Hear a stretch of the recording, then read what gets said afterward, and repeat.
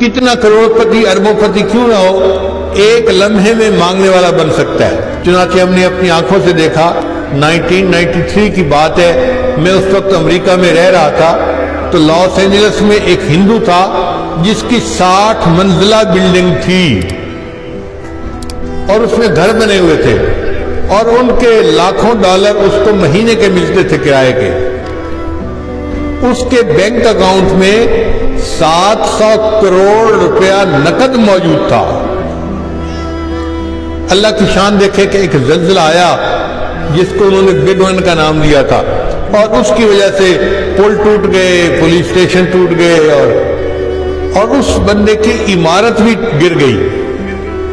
اب جب بندے کی عمارت گر گئی تو عمارت رہنے والے لوگوں نے مقدمہ کر دیا کہ اس نے ناقص مٹیریل استعمال کیا تھا، اس لیے عمارت گر گئی ہے۔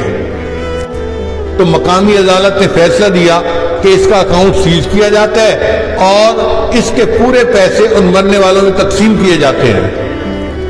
اگلے دن اس بندے کے پاس صبح کے ناشتے کے پیسے نہیں تھے، اپنی بلڈنگ کے سامنے وہ زمین کے اوپر کپڑا بچھا کر بھیک مانگ رہا تھا، لوگوں میرے پاس کھانے کے پیسے نہیں ہیں، مجھے بریڈ اینڈ بٹر کے لیے کچھ پیسے دے دو۔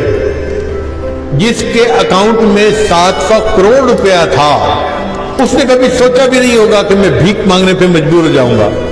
تو اللہ کے لیے کوئی مشکل نہیں ہے۔ اللہ تعالیٰ آج ہمیں دینے والا اس نے بنایا ہے، اگر وہ چاہے تو ہمیں لینے والا بھی بنا سکتا ہے۔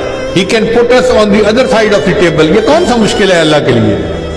تو حضرت نے پھر اسے سمجھایا کہ دیکھو، اللہ نے تمہیں دینے والا بنایا ہے، جب بھی تم سے کوئی مانگنے والا آئے تم دے دیا کرو اللہ کا شکر ادا کرتے ہوئے۔